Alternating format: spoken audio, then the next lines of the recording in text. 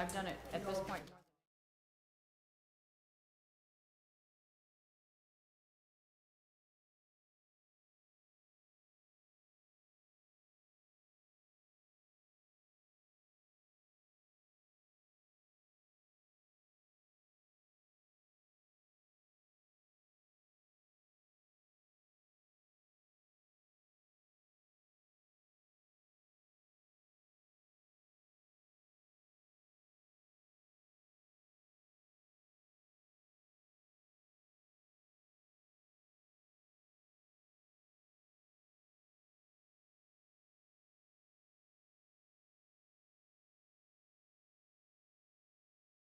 Agenda is our annual election of Planning Board Chair and Vice Chair, and that will be conducted by our Planning Board Director, Tina. Thank you. It is customary for the planning board to hold an annual election for chair and vice chair at the beginning of each calendar year. Though the election is for a single year, it has been customary for a chair and vice chair to serve for 2 consecutive years, and for the vice chair to advance to the chairmanship after serving 2 years in the vice chairman role. Members Claudia Bolgan and Mike Ventresca have just finished their second years as chair and vice chair respectively, so it's appropriate at this time for the board to conduct an election for both positions at this meeting. Are there any nominations for the position of chair? At this point, I'd like to recuse myself from being chair, as I may have some work commitments coming up this coming year. And I'd like to nominate Bob Doherty as chair. Second.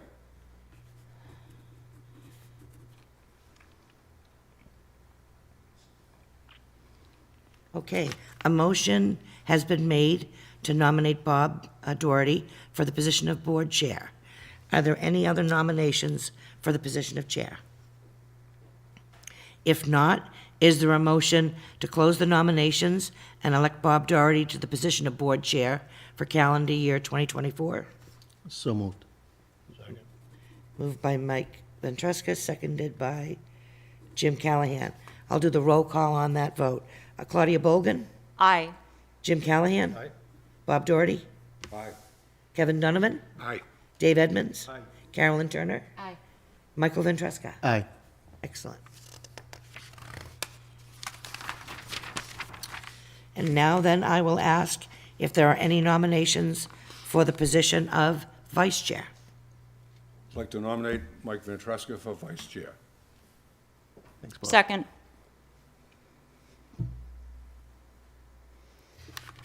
Are there any other nominations for vice chair? If not, I will ask, is there a motion to close the nominations for vice chair and elect Mike Ventresca to the position of board vice chair for calendar year 2024? So moved. Carolyn, seconded by Second. Bob Doherty. Roll call vote on that motion. Claudia Bolgan? Aye. Jim Callahan? Aye. Bob Doherty? Aye. Kevin Donovan? Aye. Dave Edmonds? Aye. Carolyn Turner? Aye. Mike Ventresca? Aye. Congratulations, gentlemen. Thank you. Thanks, Bob. Thank you. It has been my pleasure to be board chair for the past 2 years, but it is even my greater pleasure to pass the gavel to Bob Doherty at this time. Thank you.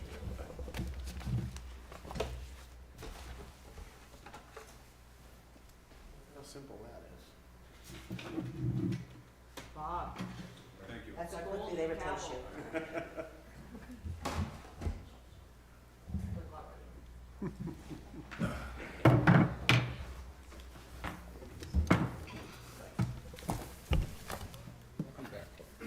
I feel well.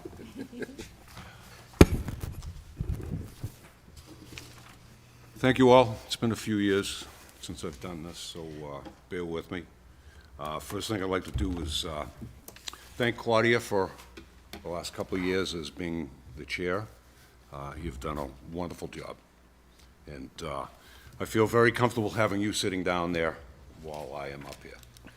I'll warm your seat. So to get everybody's good side, I'd like to make a motion to adjourn the meet. Oh, I'm sorry. Can't do that. All right, so seeing that we have no A&Rs that I'm aware of. We do not have any. Okay. First thing up is a public hearing on 0 Marcy Street, definitive subdivision plan.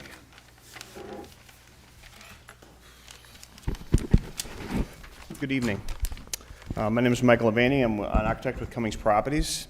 Thank you for having me here this evening. I just want to give a brief kind of recap of where we're at.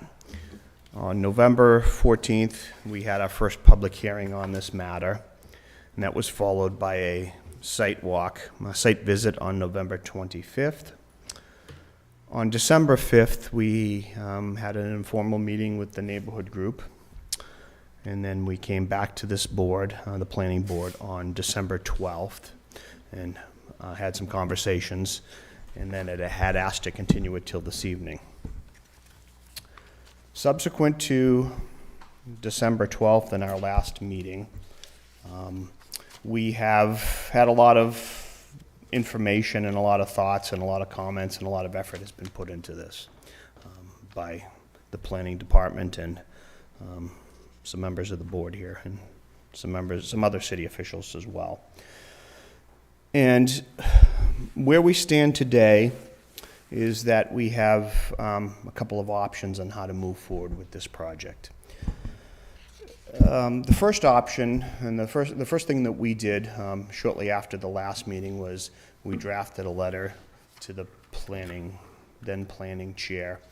And it was a draft, and we shared it with the planning department and the chair of an outline of how potentially the mutual goals of the developer and the neighborhood could be met. And the biggest of those goals was to preserve as much of the buffer as was possible. So Marcy Street is actually wooded, it's a private way, and it's wooded past to Marcy Street now. And there's also a wooded buffer that abuts, that's part of the property that abuts Henshaw Street. And our collective goals is to save as much of all of those wooded buffered areas as we can. So the first part of that would be, okay, how do we get to saving the buffer on Marcy Street? And in this draft that we shared, this draft document that we shared, we went back to the zoning and looked at the zoning and some of the definitions in the Woburn zoning. And in particular, the definition, what it says is you need 100 feet of frontage.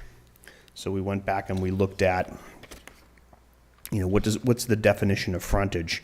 And the definition of frontage references a street. And the definition of street under the Woburn zoning has three different options, if you will. A public way, or number two, a way shown on a plan approved by the planning board under the subdivision control law, or a private way in existence when the subdivision law became effective in the city, which, in the opinion of the planning board, has sufficient width, suitable grades, and adequate construction to provide for the needs of vehicular traffic and the installation of municipal services. Why is that interesting? That definition number three is what exists today. Okay, it's a private way. It has all the services, and nowhere in the zoning does it say that this frontage needs to be paved. So we drilled down on that, and again, why are we drilling down that? We want to be able to save the trees on Marcy Street as we can remember when we walked out there on the November 25th. There's a pretty good amount of trees from there on Marcy Street, and that really was one of the two areas that wanted to be saved, and we just went to work, okay, how do we do that? We thought by this definition in the Woburn zoning allows the planning board to look at this and say, you know what? For what we're looking to do here, it's possible that the street could remain just as it is, although we would like to extend it, and I think we've talked about extending it enough to pass the driveway that we'd like to build, and then give a little extra so the city can plow the snow, because right now they leave it in front of the folks at 2 Marcy Street. So this path that we kind of came up with, we shared, and some people looked at it here in the city and said, it seems to make sense. But what we'd really like you to do is look at that in conjunction with going back to the zoning board and asking the zoning board for a lot area reduction so that we could take that L-shaped piece of lot and give that to the city. So there becomes a real buffer zone there that the city controls, not necessarily the homeowner at this house that we're potentially building. So the two paths, to be clear, is there's a path for the planning board to consider what we're asking today and keeping the lot whole so we don't have to go to the zoning board of appeals. Or we could go to the zoning board of appeals and seek a variance. Just a little history. This project started out at the zoning board of appeals. And the original application that I submitted to the zoning board of appeals was looking to do just that. I was looking to make a 8,000 square foot lot and then take the L-shaped piece of that and make it as a separate unbuildable lot to preserve the buffer. Again, 100%, I've said it before and I'll say it again, we are 100% in agreement that we want to save as much of the buffer, or all of it, as we can. Submitted the package to the zoning board of appeals, started putting my presentation together and really kind of drilling down on some of the facts.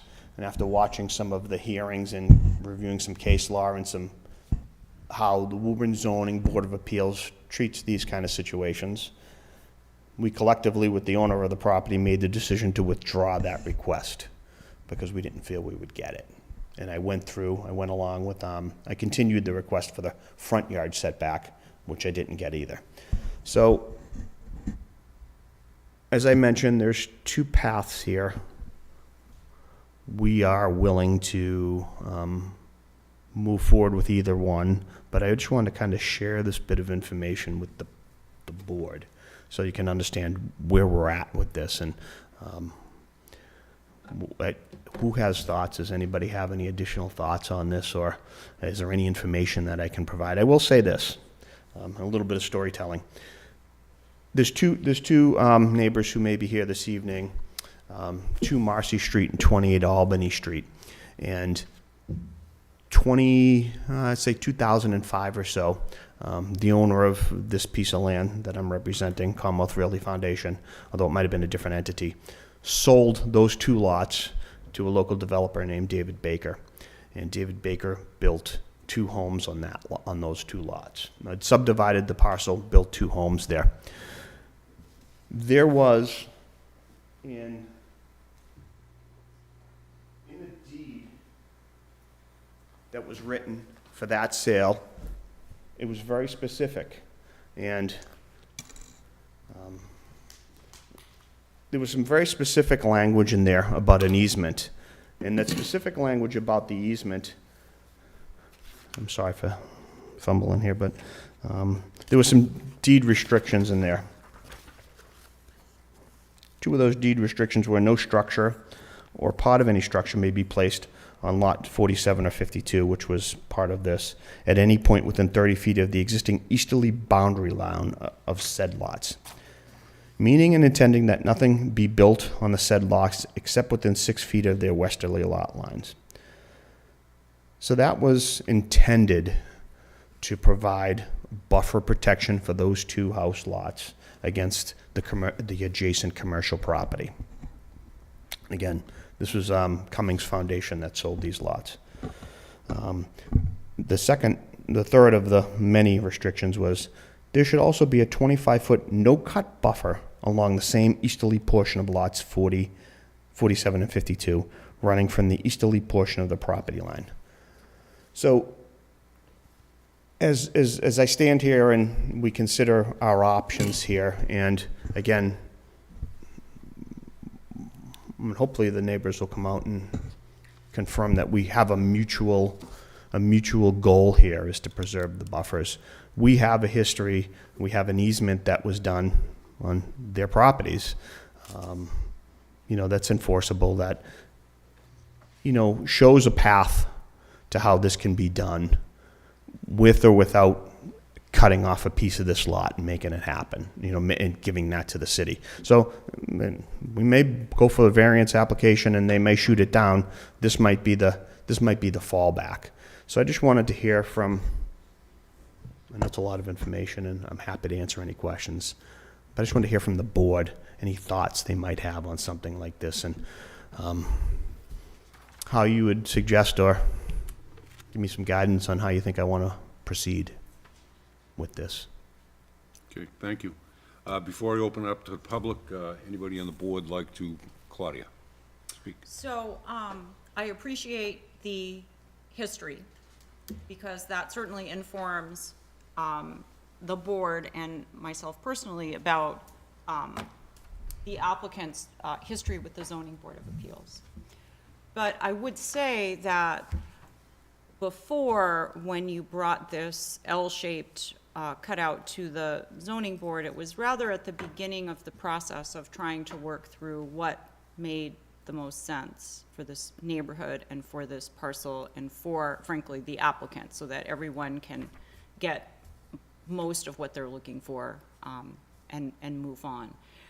In my experience, there's not ever been a situation where this board has put its, not even stamp of approval, but its sort of problem-solving impetus behind an applicant solution to the zoning board. So although I certainly, this is sort of a case of first impression between us as the planning board and the zoning board of appeals, I would certainly hope that if we put our gravitas in support of this application before the zoning board of appeals, that they would carefully consider what we as planners have looked at and hope, and, you know, obviously I'm speaking for myself. I don't know whether my fellow planning board members feel this strongly about it, but I know I do, that, you know, this particular plan is the best thing for the neighborhood, first of all, so that the applicant can build their house, which they apparently want to do, and that the city will have the ability to keep that buffer safe from well-meaning folks who purchase that property who may do some cutting without realizing,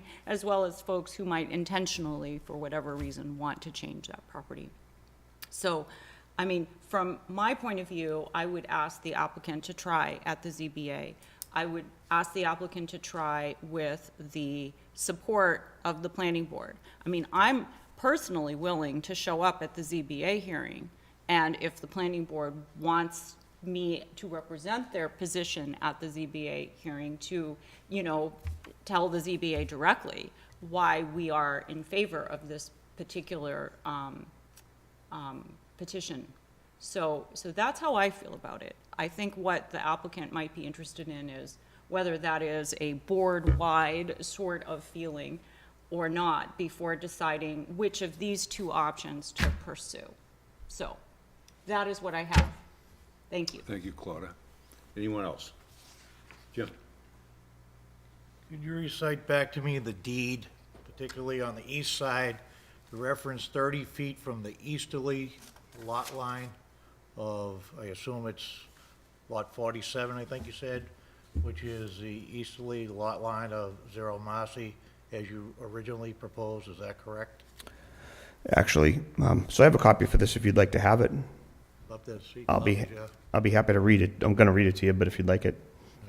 So this document was the deed for land that was sold to David Baker in 2005 to develop what is now 2 Marcy Street and 28 Albany Street.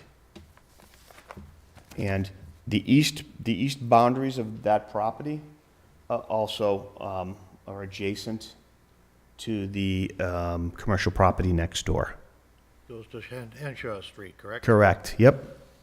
So to answer your question, let me read it again. It says, no structure or part of any structure may be placed on lot 47 and 50, or 52, which at the time, that's what those lots were combined, called, at any point within 30 feet of the existing easterly boundary line of said lots. Meaning the houses that were going to be built at 2 Marcy Street and 28 Albany Street couldn't be within 30 feet of that boundary. There's no other language in regards to the 0 Marcy Street lot? No, that was a separate, this is actually on the other side of the street. So you're saying that from 30 feet of, let's say 48 Albany, all right, heading east towards Henshaw, 30 feet, which is a 12-foot setback by right, Correct. all right? So 18 feet of that 36-foot wide leg of that existing lot that you proposed initially could not be developed upon, is that correct? This is separate from the lot that we're in question. I'm sorry if I don't understand your question. It's from no development from the easterly lot of 48, right? 30 feet east. That width of that L strip is 36 feet. Right, right. That would leave 6 feet remaining. Well, this is an example of, this document is an example of the applicant's past work to preserve the buffer. To your point, if we had an easement on this property, it would be 36 feet. We'd change it to 36 feet, which is the width of that I'm trying to strip. understand a document that I have yet to see or a drawing that depicts it. Correct. It's at quite a disadvantage. Understood. So if there's no development to be proposed, why do we have parking spots there? They're 20 foot deep. Of the 36.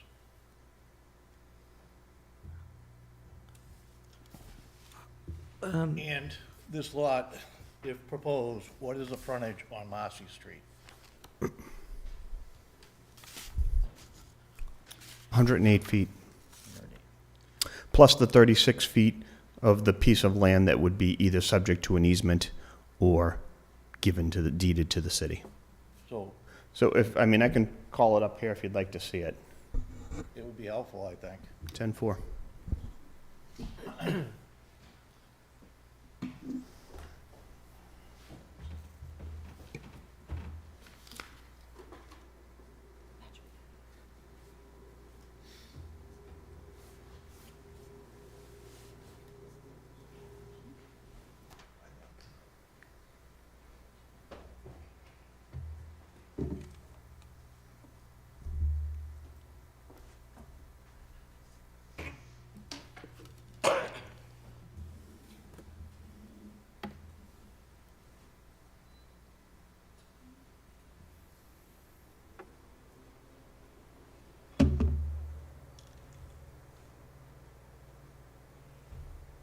May I ask a clarifying question while we wait for that?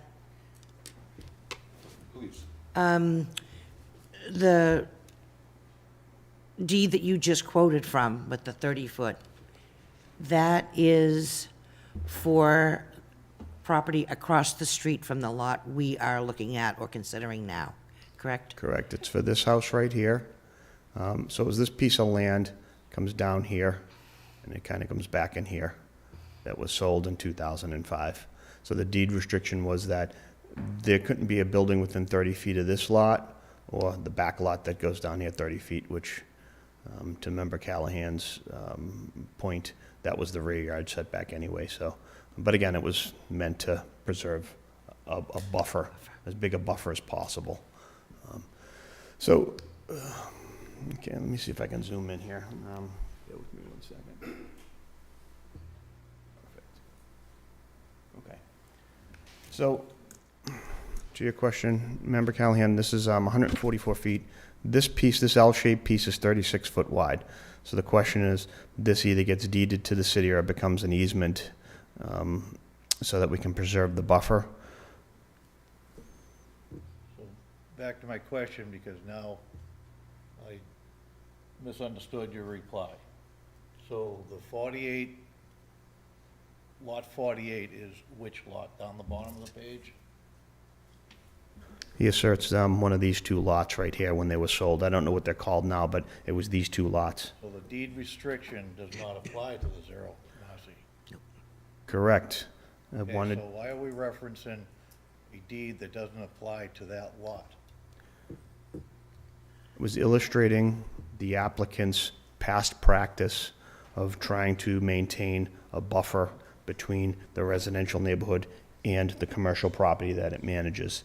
It was just an example, and in the event that we go to the zoning board of appeals and we don't get a variance, which I'm hopeful that we will, because I think we do have a good hardship here and some good support, that could be a solution on how, it's an example of how we could treat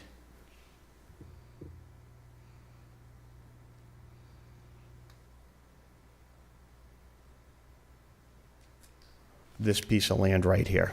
It was just meant to be an example, and yes, I appreciate that it was a lot of information, and if I didn't make myself clear, I apologize. Do we know the exact width between the lot at the top of the page that's developed and Zero Marcy Street, that lot line, between that lot line and the L shape going up to, yep, Yep, right there, between there and the tree line? What's the distance? about 20 feet, 18 to 20 feet. That doesn't seem to add up to me. You get 36 feet in width and you get a 20-foot parking stall, head-on parking, so, Okay, it's at 16 feet. and you, the 16-foot, if I recall correctly from the site walk, there was still space between the tree line and the fence line that was there. Trying to get a clear illustration where the trees are in relationship to the lot line. Because I don't think the drawing depicts it appropriately. Okay, so just to go back to your point, ultimately, this whole 36-foot wide swatch will either be an easement or deeded to the city. The whole piece, I understand that clearly. okay? I'm just trying to understand where the tree line is, because that's what we're talking about here. Is you brought up the deed and the buffering for the neighborhood, which I'm all in favor of. I want to make sure it's depicted correctly and accurately, which doesn't appear to be the case in my opinion, okay? And I want to make sure that what we look at and what we hear is accurate. That's all. Okay. Fair enough. Thought I had a plan with the trees on it. Does it have the There you trees? go. Oh, yeah, okay, yep. So there's, this line right here is the edge of pavement. So the trees are in this area somewhere here. And you're right, the space between the trees and the fence, the trees are actually staggered in here.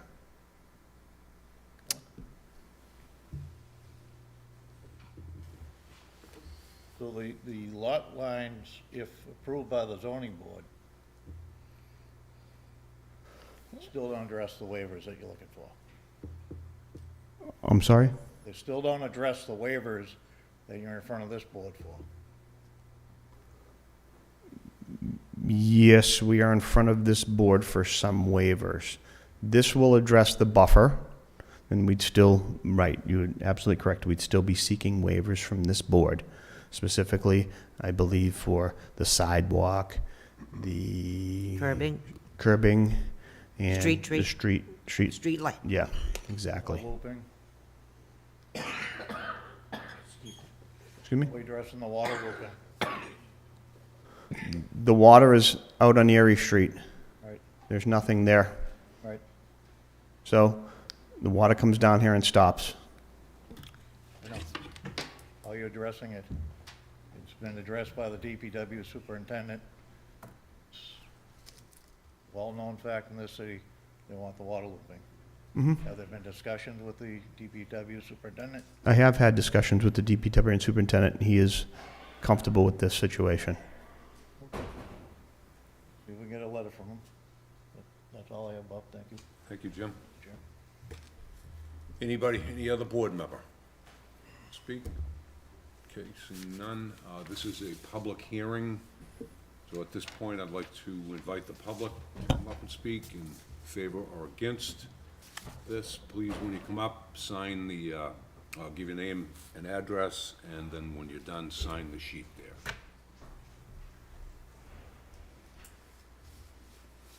Welcome. Hello, thank you for having me. My name is Marlene Soler. I own 25 Erie Street. So I am just here on behalf of my family and the neighborhood. We just want to make it clear that we do not want the tree lines to be written in on the deed that Mr. Avini had stated, because there's no guarantee that that property would actually be taken care of by the new owners. We're very, not a problem. We're very nervous about that, for one. Second also is the trees do buffer a lot of the noise from the parking lot. We had an 18-wheeler there the other day from 3:30 a.m. until 7:30 a.m. running.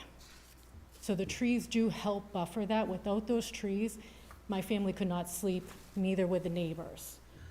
So we also want to just state, we are in agreement not to open Marcy Street, not to get rid of the rest of the tree lines. And with that being said, we do need to focus on the rest of the trees, that is the buffer zone between the property and Henshaw Street. And I just want to remind everyone, within that property on Henshaw Streets, there's dumpsters, parking, cars all hours of the night and day, tons of trash, and again, the 18-wheelers that are running all hours of the day there. Thank you. Thank you. May I ask you a question? Sure. Excuse me. Trailer trucks, they're just, why are they there? We don't know. We've questioned that multiple times with Cummings property, why the trucks are actually being parked there. They take the whole length of Henshaw Street with the lights on and its motor actually running. We've reported it. I've called the police department a bunch of times. I've been told they might be sleeping. That's not a zoning area for them to park and actually stay there. Thank you. Thank you. Thank you. Anyone else at this time like to come up? Should be parked there, hopefully.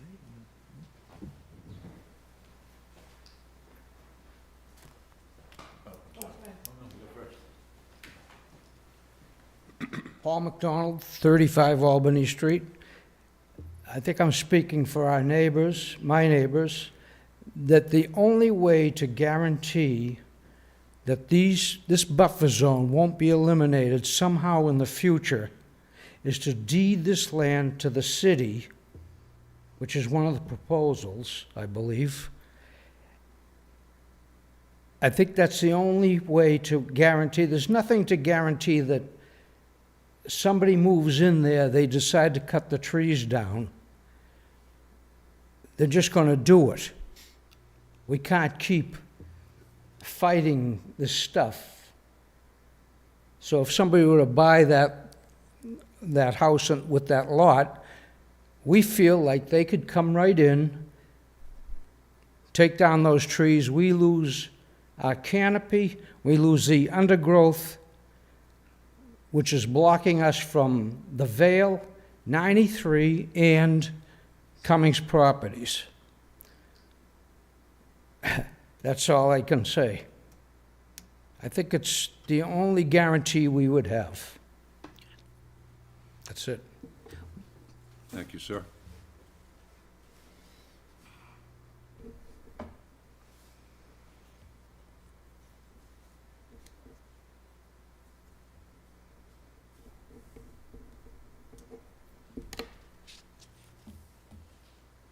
Thank you.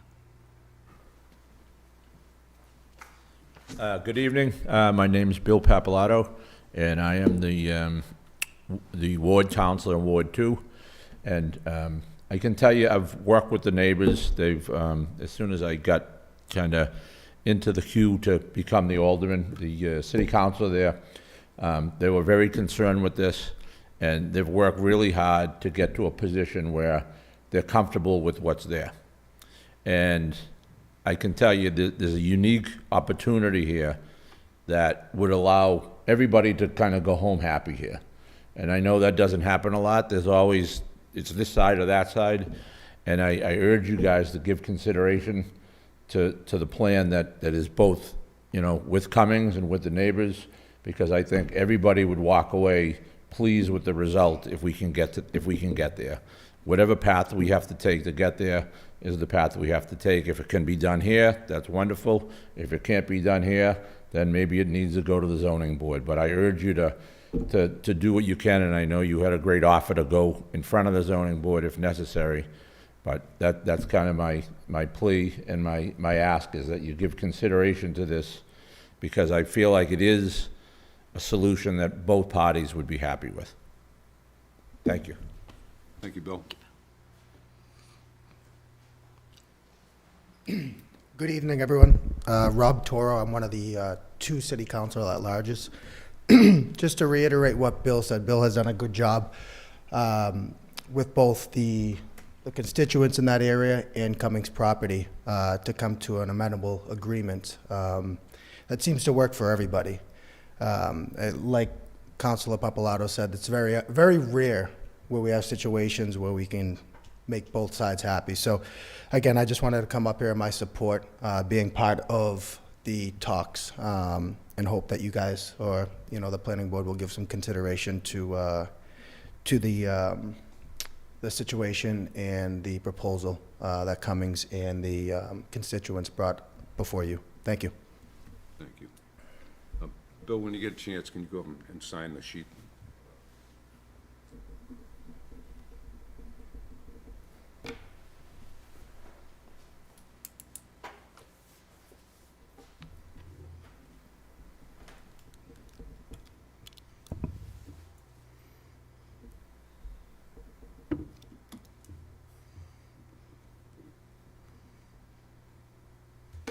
Okay, is there anybody else in the public that would like to come up and speak at this time? Okay. Seeing none. Any more comments from the board? Yes, Claudia. So I think at this point, what appears to need to happen is if there's discussion that needs to happen amongst ourselves to figure out the way forward, it might be prudent to, either have that now or to give the applicant sort of some guidance as to what the next step would be. Because, the applicant has come forward and said, yeah, we went to the ZBA with this proposal and it didn't go super well, and, we're happy to do it again, but we would need some assurance that, it was worth doing.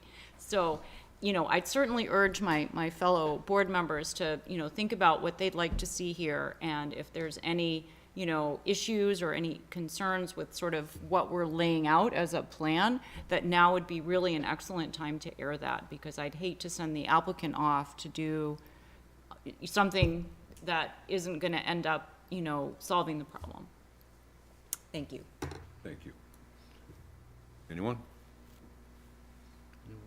Carolyn? Yes, I'd like to hear from the applicant. If you could tell us in a little more detail about the first application before the ZBA. I believe you said you withdrew it because you felt it would be unsuccessful. Can you tell us why, so we have a better understanding? Absolutely, thank you. So yes, this project started, it was two paths, right? We had to come to the planning board with it, and we also had to go, we also wanted to go to the zoning board of appeals for two reasons: to make the lot smaller, to be able to spin off the L-shaped piece that we've been talking about here. Our initial application to the zoning board was two asks: a lot size variance and a front yard setback variance. And I submitted the package, and then we started to do and again, the lot was going to be this rectangle right here, was going to be the buildable portion, and this was either going to be put together as an unbuildable lot, because it really is that, at that point, is unbuildable, with the intent of preserving the buffer. How the mechanics of whether it was an easement or whatever happened, we hadn't gotten that far. In we put the application together, got it in, because I wanted to get it going. It takes however long, 6 weeks or whatever, to get through the process. In the meantime, I started putting together my presentation like this, and wanted to understand, okay, what's my hardship, and how am I going to present this to the zoning board of appeals? And in doing so, I watched and read some minutes from previous meetings from the Zoning Board of Appeals and watched some Zoning Board of Appeals meetings and saw multiple instances where a lot size reduction, even of a couple of 100 feet, was not granted. In situations where I thought maybe their hardship was tighter than what I had, to be quite frank with you. So I asked for a continuance, and then we went back, and when we went back, the first thing I asked the Zoning Board of Appeals was, I'd like to withdraw one of the requests. I don't want to move forward with the lot size variance request, because I felt like it had, based on what I saw, it had no legs. And I continued with the front yard setback variance.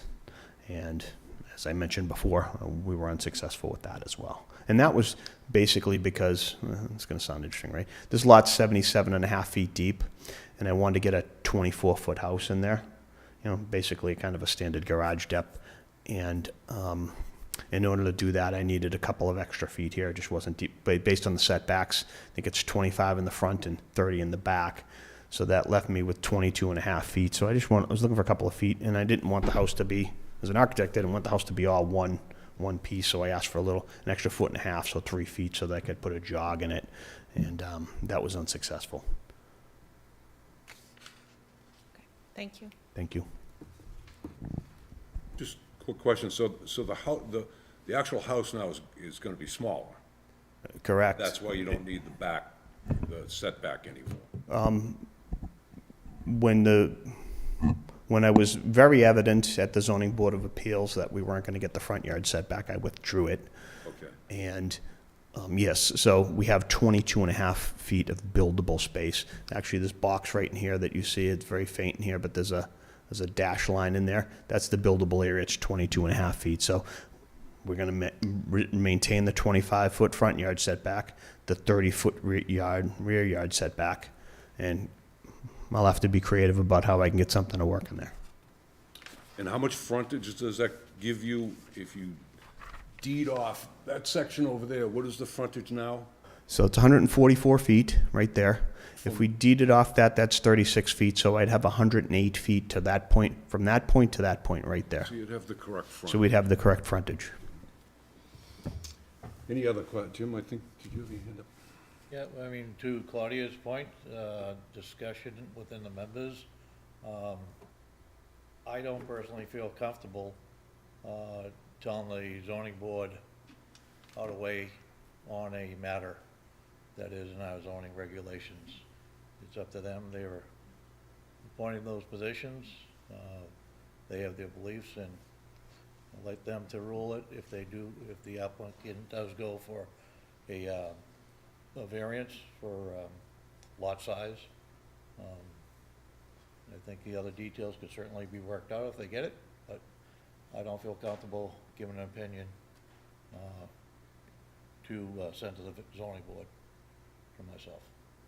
That's all. Okay. I think we would vote on that before we would do something like that. We've opened discussions, I believe Yes, it is. Claudia presented it. Anyone else on the board? Mr. Chair. Yes, Mike. To the director, I need to be recused because I've missed the previous public meetings. So as far as the discussion goes, is that I'm excluded from that as well? You can't vote on the heart of the matter, which is a definitive application in front of you. But I think you could offer your opinion on the approach that former Chair Bolgan is suggesting, if you have an opinion about whether the planning board should try to work collaboratively with the ZBA, explain some of the things we've seen on site, offer some opinions from our perspectives. Okay. I think you could, if you chose to, participate in that part. All right, and also have a question on the alderman, Mr. Papalato had mentioned, we're in a unique situation where we get a win-win, and that usually never happens up here. which was interesting, but one of the abutters had brought up something that's kind of discerning, is the fact that there's trucking that's operating 24 hours out of the day up there. I don't know if anybody is aware of that, or she claims she called the police and nothing's going on. I'm wondering if, just, I mean, there's a lot going on with this, but to try to make things a lot, more, I guess, enjoyable for the residents, or more, I guess, life balance, so to speak, is that being addressed at all? Mr. Papalato, could you ask that? Guess I got a question for Mr. Papalato on the fact that there's some trucking there. Has that even been looked at? Is it allowed? I mean, it butts a commercial property, but usually it's not allowed, as far as. Well, it is zoned industrial. It is an industrial district, but I don't know if there are rules or limitations about how long they can idle. That I don't know. All right, that's just something I just wanted to get out there. But as far as, addressing the ZBA, that's something, we've never done as a board, and, I don't know how that would go. I mean, how we even would do something like that. It's interesting. Again, we have an opportunity where we could make an improvement. I think that's something worth looking at. Thank you. David? Yeah, so my recollection of the visit is that place, see where Marcy Street runs like it's a street there all the way down? But it isn't. That was all trees and bushes and all that other stuff. But we're only talking about that 36-foot wide thing coming down to the Marcy Street piece right there. What's going on with the rest of Marcy Street? Because it seems like we've just forgotten about that. Because I know those pine trees were further up. We'll just make this a north orientation. It was more that 36 feet. But it seems to me we're kind of not talking at all about what's happening, because there's a wall on Marcy Street, right? Isn't there a wall? I'm not saying it's a legal wall, I'm just saying there's a wall on Marcy Street. There is a wall right here. It's a landscape block wall. Right, and then there's trees, and seems to me And that it's the all neighbors vegetated. were also concerned about that. It Mr. looks like we've kind of ignored it. And, if the 36-foot wide piece that you're talking about deeding to the city comes down to Marcy Street, that still doesn't deal with that section that is Marcy Street. That's covered with trees and bushes and all that stuff. Mr. Chairman? You don't Mr. really think Chairman? I can see that far, do you? Yeah. So, want to, and plus the rights to Marcy Street on the Cummings side. So the neighbor on the other side also has rights to Marcy Street to the middle, but it's really the Cummings rights to Marcy Street that we want to also get. Right, but we were only talking about that 36-foot piece, and I'm just concerned that if there is some sort of a decision that we can make here, some sort of an agreement, that we don't find out, oops, we didn't count this. I'm not a tree hugger, but I certainly do appreciate the flora of the world, and it sounds like the neighbors were talking about that whole section, and then you'll be coming back to us, and that's where the whole other piece comes. But the other thing is, go back to the last picture. So if we do the 36-foot wide piece, and you carry it all the way down, doesn't it go over that piece you drew out, as you said, the section that's buildable, that you want to put your house on? Right at the right-hand side of it, just, nope. Let's go back to the- I just want to show you something. That's the house we want to put on there. Okay, so that It'll other be thing nowhere isn't near the end accurate. of that. Yeah, and as a matter of fact, if this lot became a lot and we were lucky enough to get a variance, this would have to meet the side yard setback. So I was just showing you the buildable area there. Right, well, Not I mean, I'm necessarily- just, Not necessarily what we don't wanted take to this the wrong do. way, but I've been at this for 20 years, and sometimes you go, wow, we never really thought about that. And then there's something there that we never expected. Oh, that's fair, that's fair. So I'm just making sure, because I don't live in this neighborhood and they do, and they're gonna be stuck with this forever. And I want us to, everybody, you know, we said win-win, I love win-wins, but ultimately, I'm really concerned about the residents. Fair enough. My primary concern when I look at this. I'm very aware of your legal rights and property rights and all that other stuff, but property generally doesn't talk, but the neighbors do, and I want to make sure that the neighbors are happy, That's fair. So do we. all right? Fair enough. I mean, they're happy after you leave, right? After you've built this and everything, Fair enough. okay? 10-4. So, I don't know if Tina, you were going to jump in, and I I'll be was. happy to answer that You're question. welcome to, please. So, Marcy Street, sorry, let me go back here. Marcy Street is a private way right now. And this piece of land has property rights to halfway through that street, as does this piece of land, as does this piece of land, as does this piece of land. So how are we addressing Marcy Street? One of the things we talked about was if we were fortunate enough to keep this project moving, part of the deed, we will deed away our rights to this piece of Marcy Street that this property has access to, and this piece, which our company also controls, so that this Marcy Street can remain. What we're asking to do is add 15 feet of pavement. So the wall you speak of is right there. What we'd like to do is to add 15 feet of pavement, just enough, so that's 44 feet.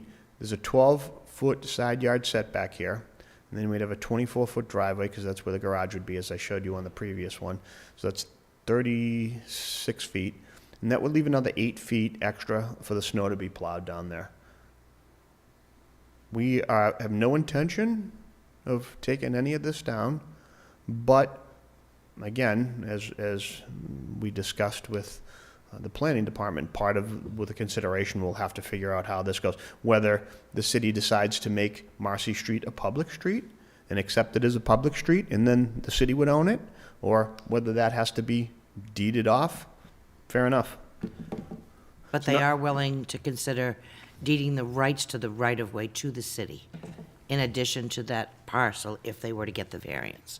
Because you're right, there are two areas of trees. In fact, the neighbor this evening mentioned it earlier. So you're right, we have to keep our eye on both of those. Thank you. Okay, anything else from the members? Okay, nothing at this point. Bob, I do have one more. Yes. One more thing to say, which is if, I mean, the planning board director is gonna have a recommendation, and my understanding is that generally we would continue our matter for Cummings to decide, to go to the ZBA or not go to the ZBA, that's kind of up to them. But I guess I would want to know if Cummings takes us up on this and says, okay, you know, we're gonna go to the ZBA for the proposal that would allow us to deed this L-shaped parcel to the city, right, to keep these trees as protected as possible. Then the question, and this is triggered by Jim's comment, is, you know, to what extent does the planning board feel like they are comfortable either, certainly we would never tell the ZBA, you know, what to do, like they would never tell us what to do, but to present to the ZBA our view of the situation, right? To make them understand why it is, you know, from the planning perspective, this would be a good idea. And the varying ideas that we could take up are, well, it's not our place to say anything. We can advocate for this solution via a letter. We can advocate for this solution by sending a representative to the meeting, or, you know, do nothing. So I think if indeed the planning board director's recommendation is for a continuance so that Cummings can, you know, make their decision to go to the ZBA and actually do so, I think it makes sense at this point to have a discussion as to Jim's point, which is, are we comfortable as a board weighing in on that with the idea that we're, trying to play our part in making the win-win, as the Ward Alderman and the Alderman at large said earlier in their comments, make that happen. So that's what I have. I can only throw that out there and see what people want to do. Okay, and I have a question, Tina. So the whole piece of land is over 13,000 square feet. Yes. If they deed that parcel that they're talking about to the city or whatever, it then reduces the buildable piece of land down to 8,850 feet. Yep. So they would have to get a variance on that anyways, would they not? Well, they would need the variance, but if they don't go for the variance, they can build a house and they can put an easement over what would have been that separate lot. Instead of giving the lot to, and deeding it to the city, they would keep it part of the building lot and put an easement over that portion of the lot that says you can't cut trees on this part. So they wouldn't need the only reason they would need a lot size variance now is if they were trying to deed the buffer parcel to the city. Okay.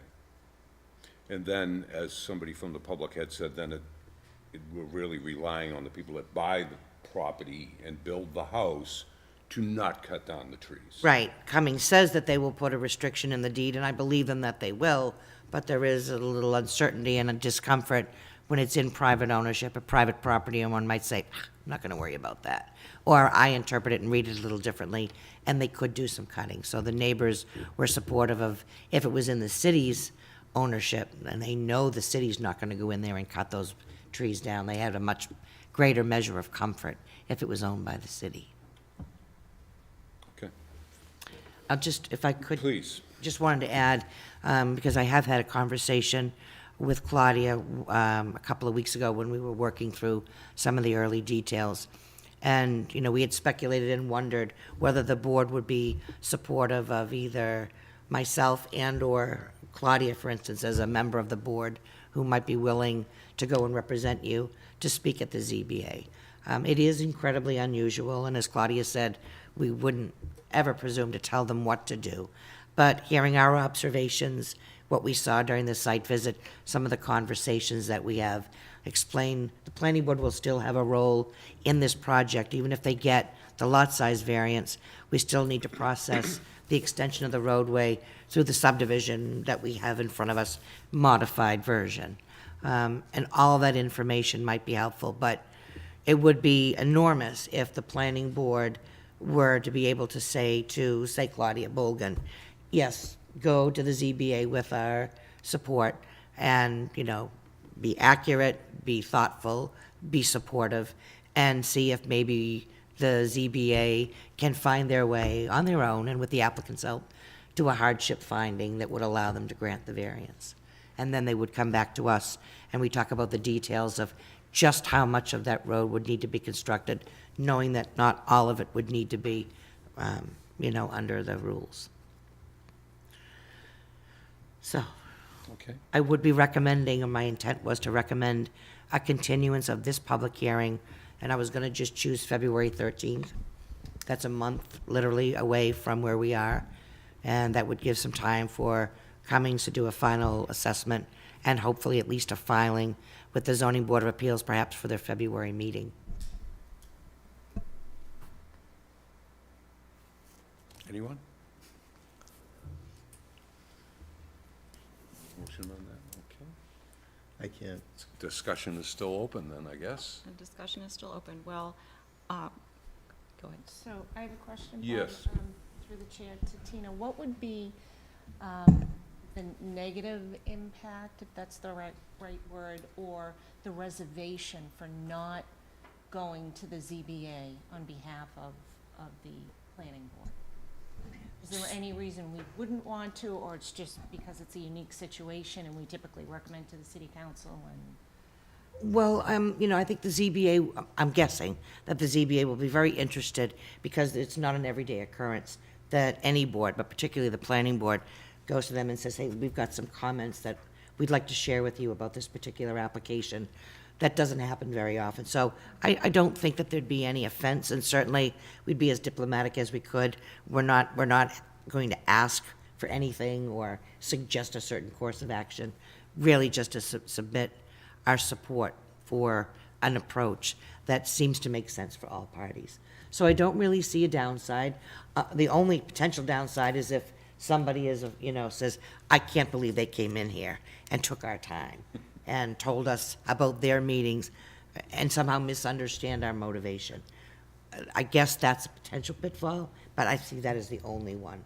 And I see a lot of upsides if going to the ZBA in this unusual circumstance does shape the outcome, and the outcome is a positive one, and they get the lot size variance, then it's encouraging, because then we've essentially heard this evening that in those circumstances, they would be willing to deed it to the city and take that question out of the neighbors' hands forever. And then we'd have to work to the remainder for the Marcy Street right-of-way and how to acquire the rights in that road.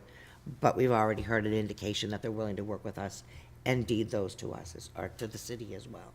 So I don't see a lot of downsides, but I see a lot of ups.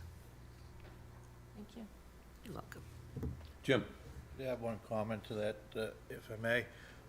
Being on the zoning board before coming over here, there are certain criteria, and I believe it's limited to 3, of hardships. And I don't believe this directly is any one of the 3. So you're boxing the zoning board in a little bit. So I think if the applicant decides to go to the zoning board, which is probably gonna be the best proposal for this development, is to come up with some very informative information describing your hardship in detail, acknowledging what the allowed hardships are, because you're looking to set a precedent, a lot size that's 2/3 of what's allowed in the city currently. And that's a big stretch. But what has been discussed here this evening, there's been a lot of deliberation of how have you gotten to that point for consideration of the neighborhood. And that would have to certainly be weighed in. If they did weigh in favorably on you, on the decision-making, it should probably be written in such that it cannot come back as a precedent for future developers looking for a lot size reduction. It's fair. Certainly a unique case, and I understand the hardship threshold that we have to meet. Dave?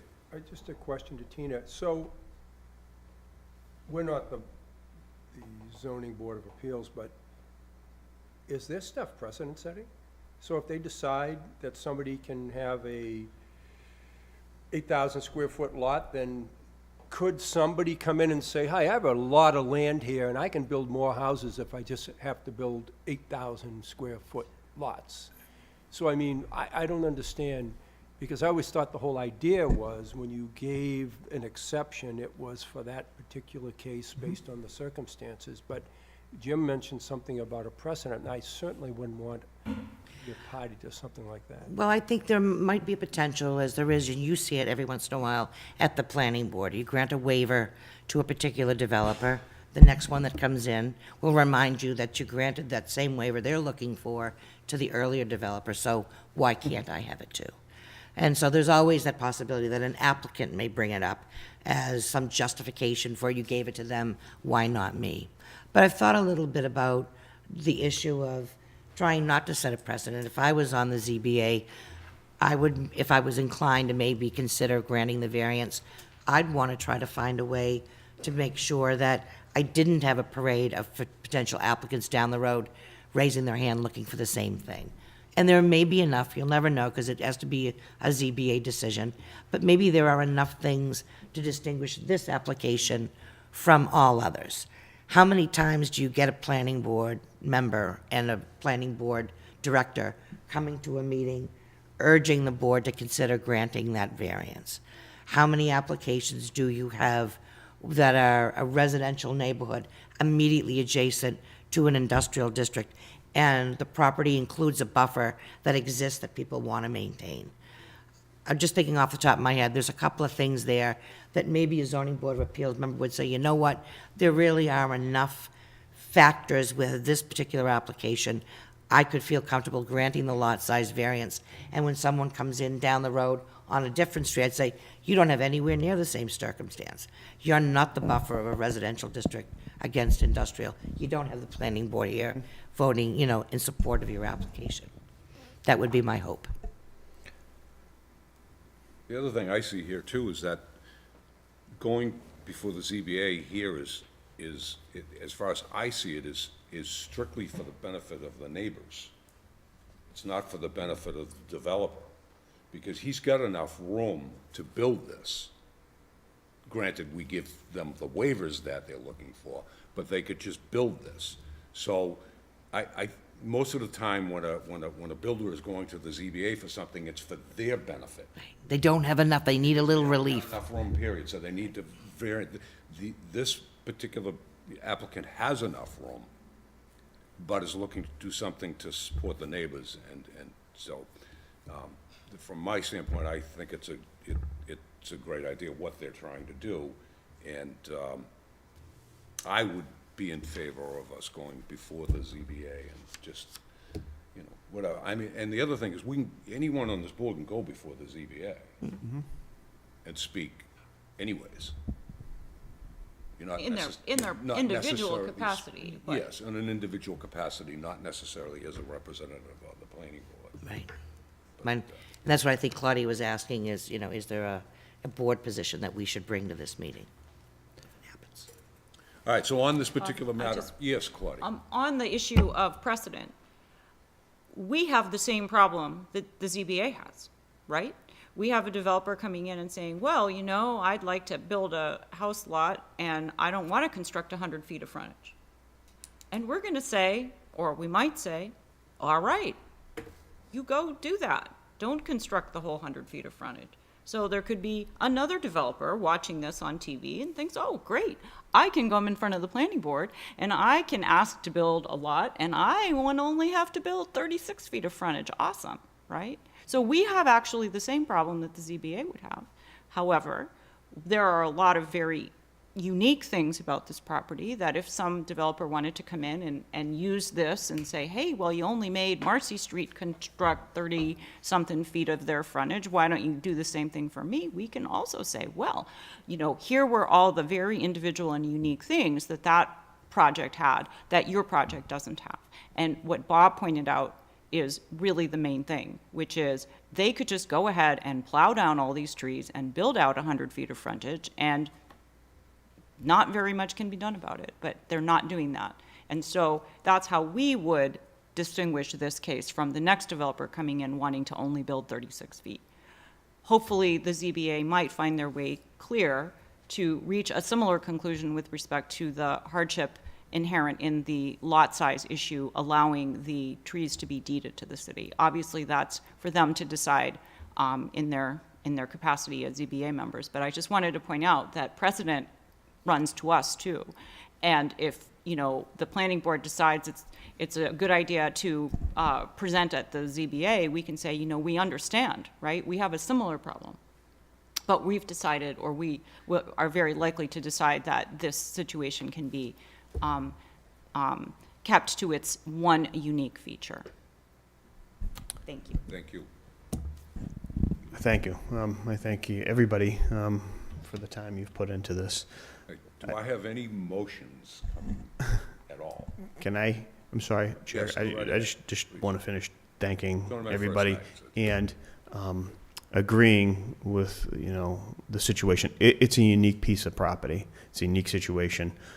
You would never hear what you just said come out of my mouth, that we could have gone through there, run the road through, mowed down the trees, put the house there, and make it happen, right? We don't want to do that. That's why we've been going through this now for 6 months, trying to find the answer to this. We're willing to do what has to be done to get this piece of property developed, and then we don't have to deal with it anymore. We will go to I absolutely would love to take you up on your offer. of helping us with the zoning board of appeals. And I will ask that the planning board consider Member Bolgen's request or proposal and vote to help us out here, if you will, and get to a solution that works for everybody at this point in time. So I'll leave it at that. I would love to see the board participate in some way, shape, or form.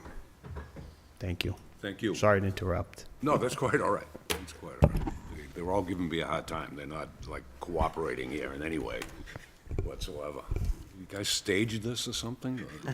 All right, so I would like a motion from somebody. Matter of fact, the way I see it, we could have a couple motions here. One would be to continue this meeting until the February 13th date that we had particularly, that would be the first one.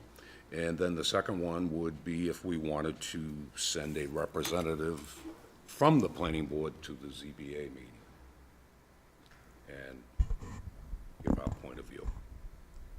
So would anybody like to make any one of those motions? Jim?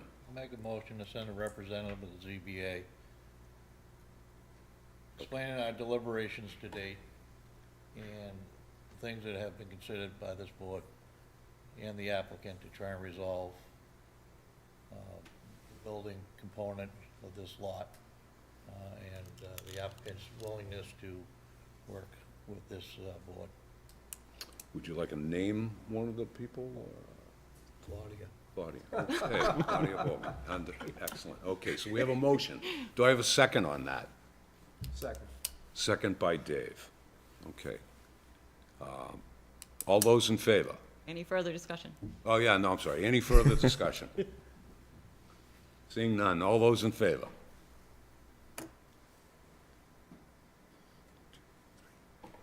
Okay. And then- just as a point, I have watched the video and filled out the paperwork, so I can vote on this particular subject. Was the vote 5-2 or 6-1? No, it was Abstain.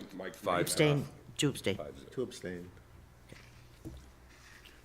All right, now I will entertain a motion to continue the public hearing on this to February 13th At 7 PM. at 7 PM. So moved. Second. Motion by Dave, second by Claudia. All those in favor? Discussion. Oh, discussion, Right. sorry. We're gonna send a representative to the ZBA. Is that correct? So they need to get on the agenda there. So to move it to February would be moot point. Probably March would be more appropriate. Agreed. Anybody know when the next ZBA meeting would be? Well, it will be, it's the 3rd or 4th week in February. It is toward the end of the month. Okay. So don't- probably the best choice would be to continue the public hearing perhaps to March. Okay, so if we go into March, we would need an extension of time from you. Happy to provide that. Thank you. We only have till March 2nd to make a decision on this petition, absent a continuance. So if you would give us an extension of time for board action? Can you do it this evening? Like right now? Scribble it?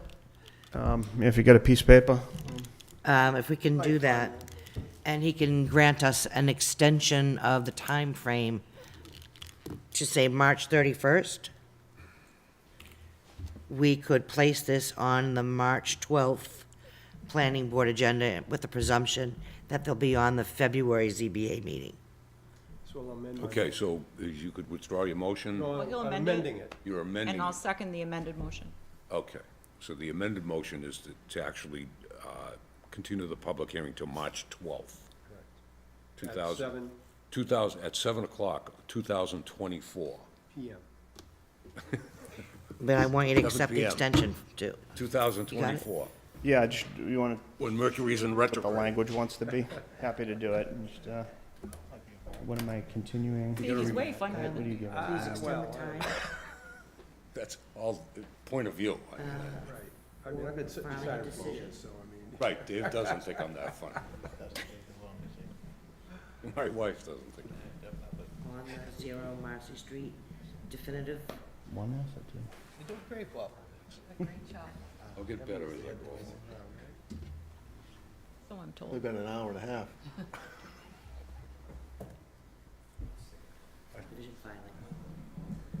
Tina, may I ask a question? Would the neighbors be allowed to? Oh, yeah. If they file, a butters and a butters to a butters. I guess I don't need Tina. So we have a motion here to continue the public hearing until March, All right, thank you, I'm sorry. Yeah.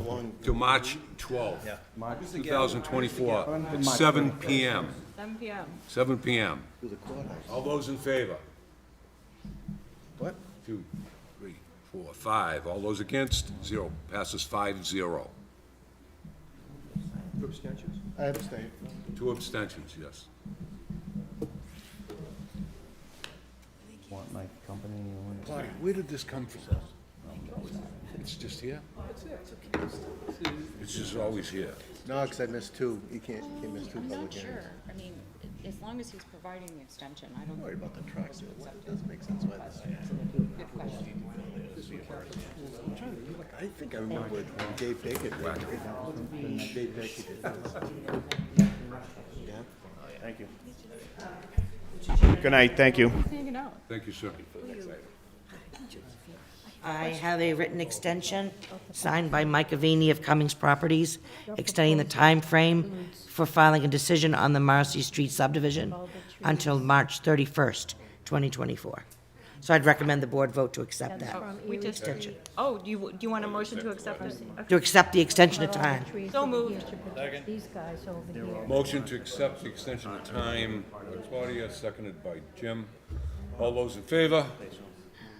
I know they're not part of the project, but 4 to abstain.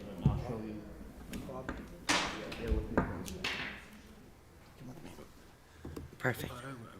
Give him a second. Okay, we're gonna move on now. Thank you. Up next, 3 Sherman Terrace. Expiration of construction completion date, update on progress toward completion, request for bond reduction and extension of completion date. Mrs. Salvati will. Good evening. Congratulations, Mr. Chair. Attorney Mark Salvati, 57 Arlington Road in Woburn, for the petitioners at Sherman Terrace. We have been going quite a bit of back and forth with the planning board director, and the big issue we have at this point is... Excuse me one second. Yeah. We ask that they, excuse me, guys. Oh, there's a committee room next door, No, We're still meeting. or the Yeah, committee room. I'm sorry, I didn't know I was talking about that. either outside in the rain, the other room. The board made you go, not me. You can close the door. Use that, don't be afraid to use that gavel. I told them. All right, back on track. Yes. Anyway, the big, there's a few small things we still have to do, the bounds, really just the bounds and the final as-built. But our problem was that there's a turnaround that was approved by this board way back when that is in the front yard of, between the two properties. And the question has arisen as to what that should be made of and why it isn't the size it was supposed to be. So my client did make the turnaround smaller than it was and has now decided to go ahead and make it to the right size.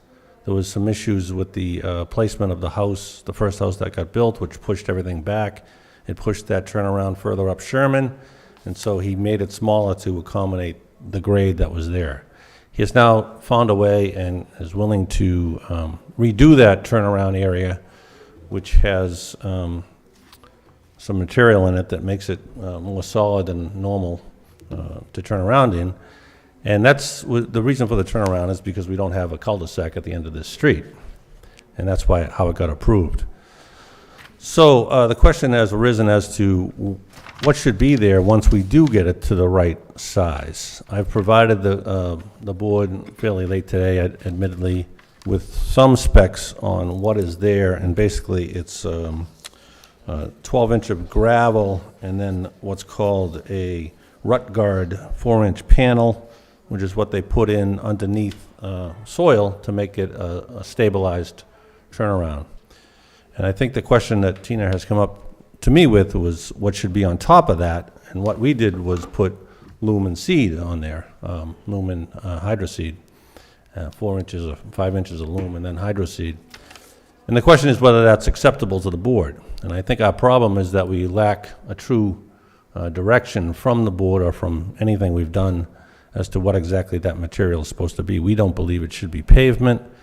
We believe that it's been called stabilized turf in the decision, on the plan, and in the easement that we've recorded. And to us, turf means grass and loam. So the idea, I think, that this board had and we agreed to was that would provide a turnaround for emergency vehicles and perhaps other delivery vehicles that was solid enough to turn around on, but we wanted it to still look like the front yard. So that's where we're at. We are asking for an extension to the completion date so that we can do that work to extend this particular thing, but we are also looking for some direction as to what it should be made of. So my proposal was to keep it as lumen seed, turf on top of this rut guard, which is a very strong material, and then delineate the turnaround with some type of signage. So with that, I think I'll take any questions from the board. You want me to shut that door? Please. Thank you.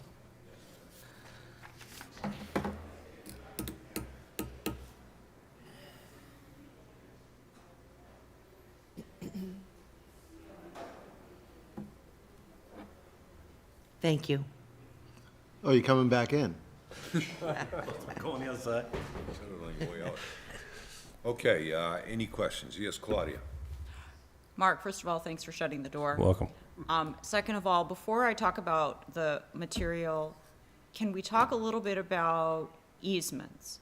So I know that you have one lot deeded out from the developer, right? Correct. And then you have another lot that was under agreement, whether it is or it isn't now. Yeah, we have an offer right now, yeah. Okay. Yep. So if the easements in the deed out to the purchaser isn't right, then how do we fix that? Do we need not only to fix the developer's side of it, but also the buyer's side of it to make sure that easement is in the right place? So let's just start with Sure. easement and how we fix that. So that easement is bigger than the turnaround now, because they made the turnaround too small. So from the standpoint of the first buyer, the current owner, it's sufficient, okay? Because the only thing we'd ever do, even if we made the turnaround bigger, it would remain in that easement. What did happen was it potentially got pushed up the road a little bit, so it pushed it outside the easement on the other lot that's not sold. I see. So we're in no real danger with the current owner, even though he's already willing to sign an easement, because he'd have to sign a new easement if we moved it. Well, you don't need a new easement from the owner of the first lot Right. in the first So place. That's your I'm point. saying if we did, we had him. We have his approval, but we you should not don't- need it. You shouldn't need it. Right. Okay, so with respect to that owner, then the only approval is to mess around with whatever his front yard currently looks like. Correct. Right. And then the second easement, the developer can fix that. Correct. Okay. Yeah, and anything that we do with a potential buyer is going to be disclosed to that buyer. Not only the work that needs to be done, but the potential new easement. Okay, all right. But they wouldn't be buying until probably end of February. So we hope that we can kind of work through this and find out what we're doing. Okay. And so the question then for the board tonight is to figure out, well, what do we want that turnaround-ish thing to look like? Correct. If it looks like someone's lawn with a sign on it, is that to the board's liking? Or do we want it to look like pavers, essentially? Do we Right. want it to look like you could use that to turn around if you were just wandering into the street in a car or a delivery van or whatever, right? Right. Before we extend it and make it the size it's supposed to be, we What don't want to should it look do like? it the wrong way. Okay, Yeah. all right, so that's really the question for the board, and I don't know, Tina, if you have some wisdom on the situation of what we've approved that might lend the board's discussion some direction. Well, I will say this, when we were discussing, Mark is right, we even went back through the minutes, and it was referred to as a stabilized turf turnaround. And there was never a detailed discussion of what it would look like on the surface. Even the subdivision plan doesn't have a detail showing what the pavement surface treatment would be. So that's something I have to take responsibility for, something that we probably should have required there be on the plan. So what we do have is the easement document, which I did not distribute in time for this meeting, but it has a pattern when you see it on the easement document. The turnaround area has a pattern, and it looks like stones to me. So never thought in a million years that we'd be looking at turf and sod, but I can understand why the applicant has installed that. My concern is, what your concern would be, is that the turnaround should be there for vehicles. And in order for it to be serviceable, people have to know that it exists. And right now, you would not know that. So Mark had suggested that one alternative would be to put up 2 signs at the back of the turnaround that said stabilized turnaround. And I guess the question would be whether those words would be enough for somebody driving down the street to say, I can turn around on that lawn. That's what that means. Or is there some other wording that would be more effective and more of an alert to a motorist?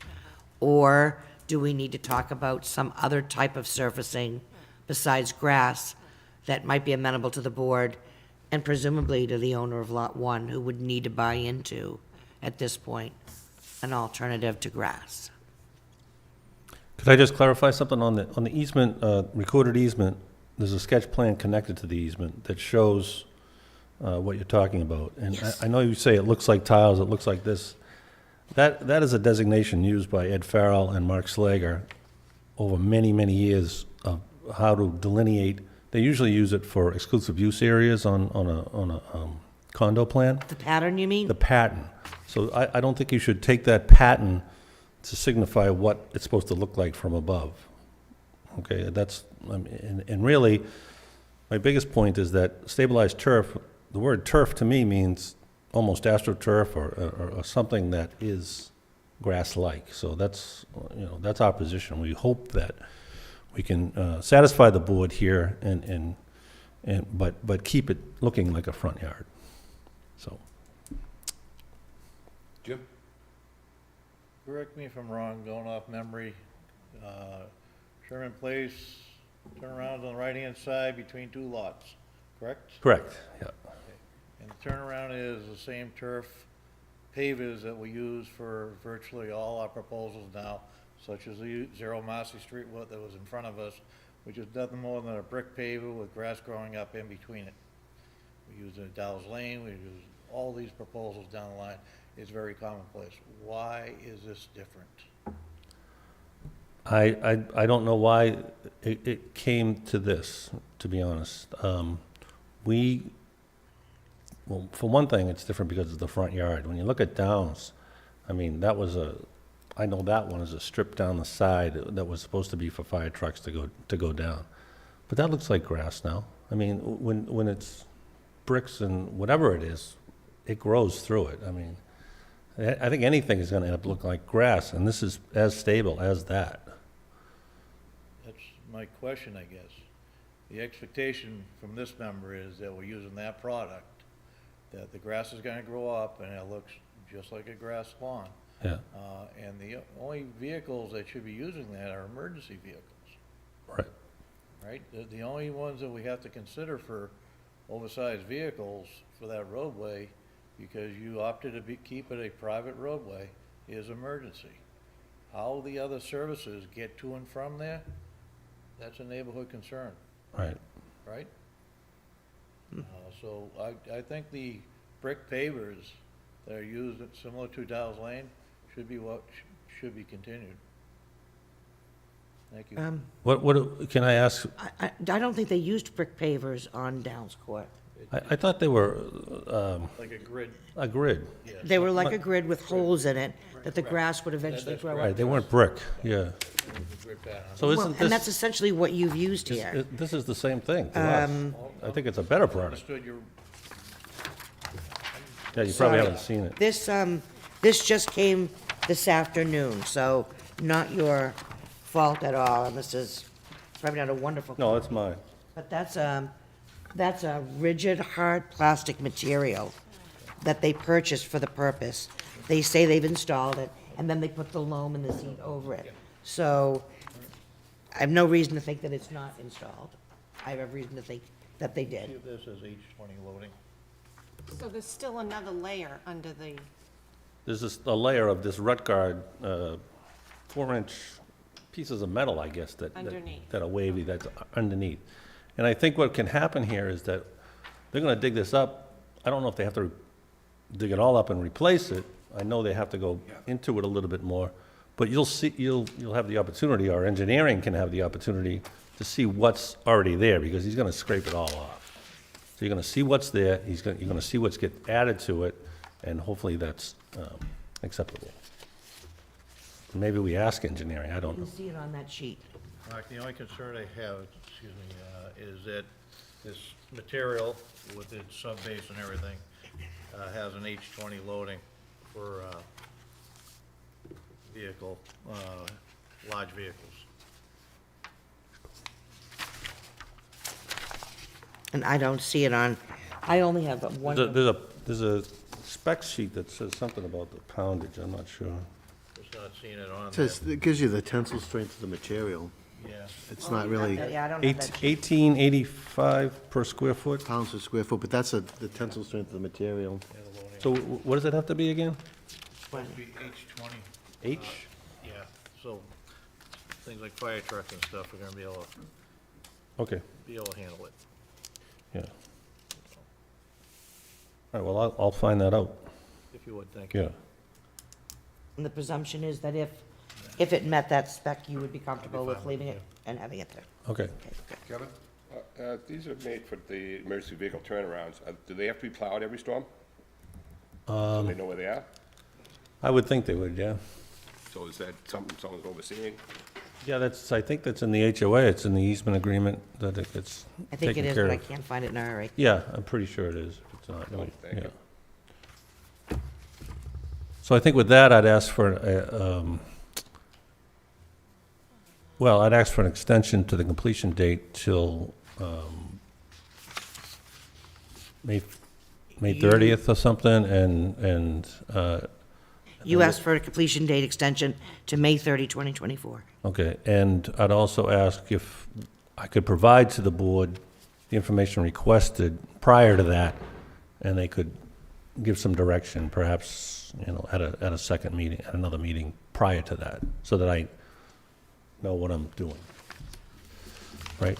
Yeah, we could put you on the February meeting, Yeah, and that way, because as you said, you want to have the answer in advance. okay, If you find out there's going to be an issue, we'll have a little time to think about it and maybe resolve something before it becomes construction weather. that sounds like the way to go. Thank you. February 13th. Yeah. I'll reset it, all right.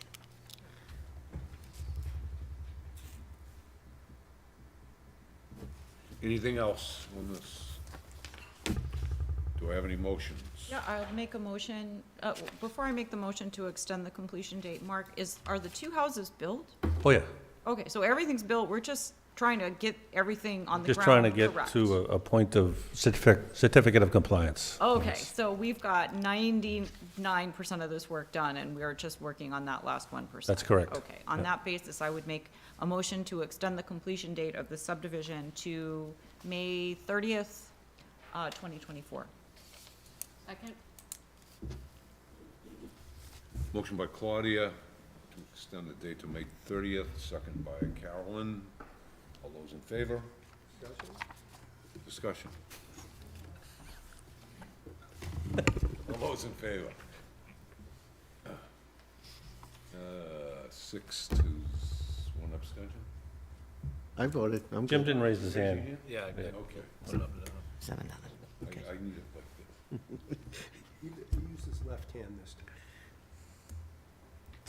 Okay, so we're extending the completion date till May 30th, and you'll you'll set it up so that Mark's before us again. I will. In February. I will, and we'll get you the info he provides as soon as he gets it to us. Thank you. All right.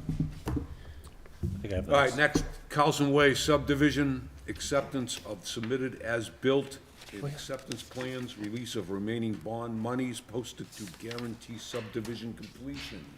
Yes. I think this is Mr. Salvati again. It is, and it's very, very good news that we don't get often enough. Touchdown. And that is that finally, every last issue and item and question has been solved, provided, and completed with the Carlson Way subdivision. So, yeah, after a very long haul, I would actually recommend that the board do three things. First, accept the as-built and the acceptance plans that have been submitted for this project. Okay, So moved. Second. motion by Claudia, second by David. All those in favor? Before moving forward on that, do you have a Mylar? Do you need a Mylar? That is in the hands of the, I think in the engineering department has Okay, it. all right. I will let you know if it's otherwise, Well, you okay? can have it anyway. Leave it here, perfect. Second, I need to have the board take a motion to release all funds remaining in the tripartite agreement that had been posted to guarantee completion of this project. So moved. Second. Motion by Carolyn, second by Claudia. All those in favor? 7-0. Great. And then lastly, and this doesn't necessarily need a motion, but I would ask the board to execute after the meeting. We have a Form L that you traditionally will sign at the end of a project that spells everything out about this is when the project was submitted, here's when it was approved, here's that we've declared it's completed, and here's the funding. So we have a completed Form L for you to sign after the meeting to sort of memorialize further this vote. Excellent. Okay, You don't have to accept the description? Nope, nope. Okay, thank you. Welcome. Hey, Mark. Thank you. All right, huh? Yes. Lots of hard work to get in there. Thumbs up. Yeah. okay, now we have the planning board director's update. What are the highlights of the evening? Well, you've been waiting all night Every for it. other week? Oh, no. So the good news, or the interesting news, is that we do have a matter scheduled for the February 13th meeting of the board, but we do not have any business items yet scheduled for January 23rd, which would have been your next meeting night. So I would ask the board to consider canceling the January 23rd planning board meeting in favor of the following one, which would be February 13th. The other thing I will say under the staff director's report is that last month you approved the definitive plan for 43 Pool Street, and we have prepared a Form C1 out of the planning board's regulations, which memorializes the approval, and we have that available for you after the meeting to sign as well. So, only thing left really to talk about is whether or not you want to cancel the 23rd meeting of January. Do we need a formal motion to do that, or just? I would say mean, do it just to be on the safe side. I'm okay with that. Because Sure, I think that- I'd make a motion to cancel the January 23rd planning board meeting for a lack of business. Second, Right, the second? I'll Do second I have that. any discussion? All those in favor? 7-0. Great. In favor. That's all I had. Okay, since we don't seem to have any more business here, Yes, sir. Minutes, minutes, minutes. oh, the minutes, I see, it wasn't here, so we do have the minutes from the last meeting. December 12th, 2023, and Bob, you and Mike are not voting on these, but everybody else is eligible. So I'd make a motion to approve the minutes as submitted. Second. Claudia made a motion to accept the December 12th, 2023 minutes. Jim seconded it. All those in favor? 5, 4-0, 2 abstentions. Mr. Chair, I have a question for Tina. On the Pool Street thing, the only people that can sign are the people who could vote, right? I would say yes. Okay. Yep. Just be safe. Okay. Claudia? Well, if there are no other business matters that may legally come before the board not known at the time of posting, I would make a motion to adjourn at 8:39. Second. Motion by Claudia to adjourn, second by Dave. All those in favor? Discussion? 7-0, Very good. passes. Good job, Bob. Thank you. It was Thank an you. un-